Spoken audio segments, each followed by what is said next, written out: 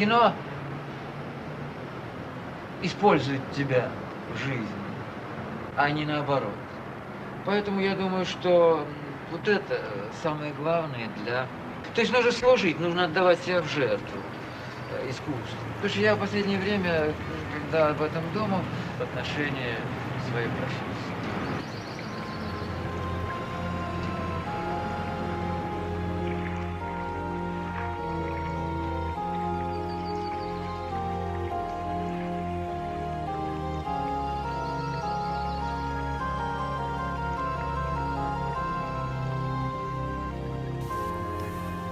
Andrei Tarkovsky was a renowned filmmaker and film theorist, but above all, he was a poet.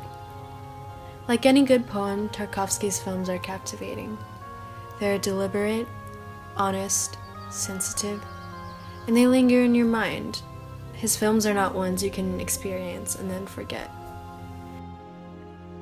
This is mainly because Tarkovsky's films approach themes we can all resonate with, even subconsciously.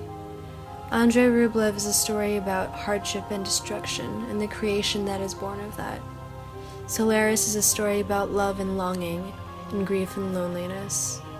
Mirror is about life and how its events somehow build us up and wear us down at the same time. Stalker is about our innermost desires and life's purpose.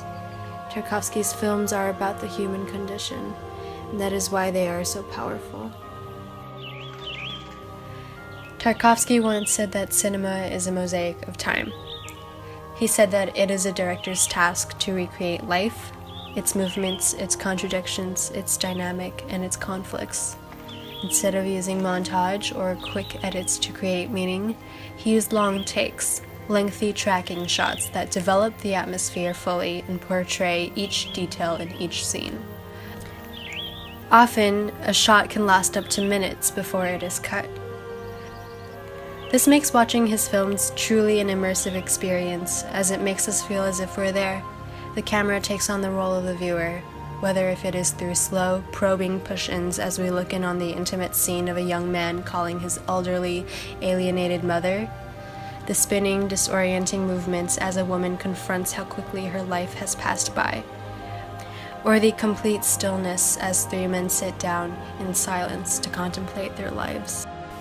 In effort to recreate reality, he also often forgoes linear time structure and instead sequences his scenes in the manner one would if he were to recall his memories. Often this involves the mix-match of different footage and scenes that don't seem to connect. In Mirror, he cuts in the footage from a newsreel during various global wartime conflicts.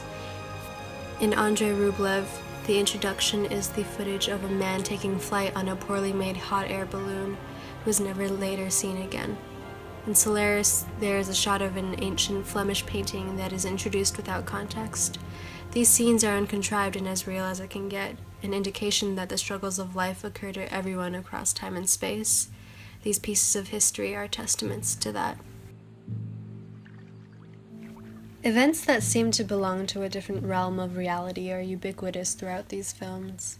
These moments seem to be the most haunting ones, because while they are strange, they are still raw, emotional, and extraordinarily human. Although Tarkovsky's films may seem to be inaccessible, confusing, and even nonsensical at times, they are always relevant to the human condition, and they will remain so for centuries to come. Images of nature are a mainstay in any Tarkovsky film, even if it is set in a spacecraft.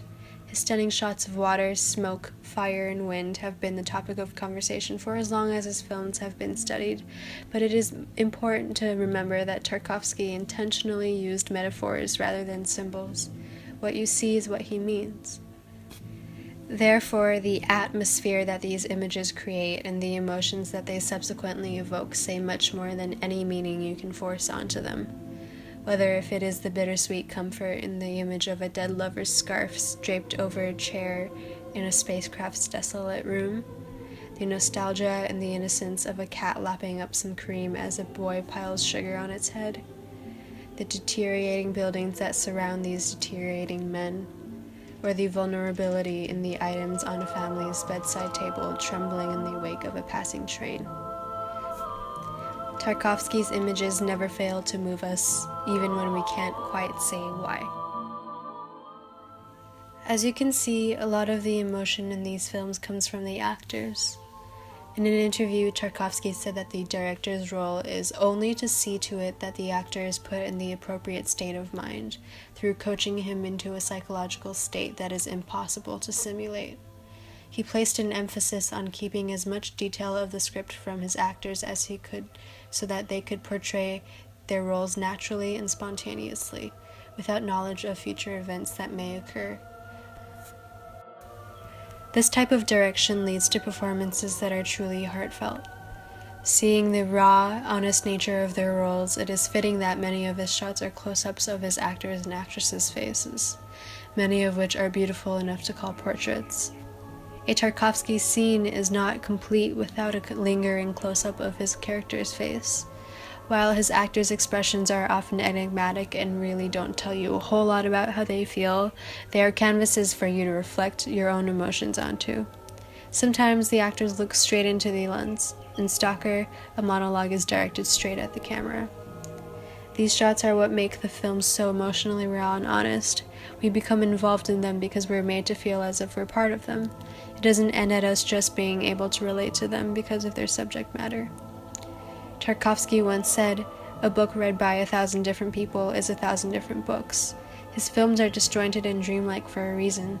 They're relieved of the burden of a strict plot line, and instead they are stripped down to the moments that matter most, moments we spend thinking, reflecting, and feeling.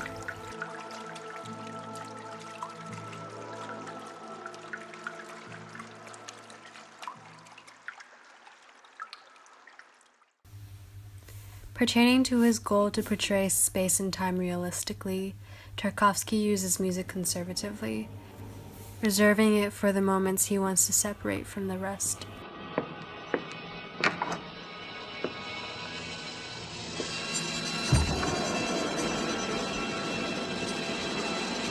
Ой, я, кажется, не туда попала.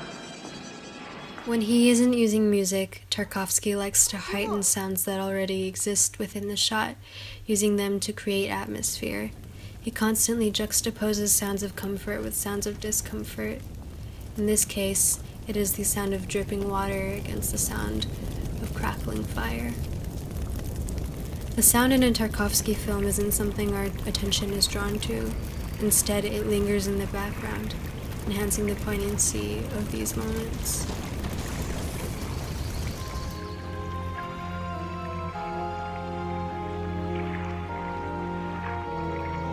If there is one message to glean from Tarkovsky's films, I would say that it is that life can be ugly sometimes, but even then there's something beautiful to find, especially when it's portrayed by Andrei Tarkovsky.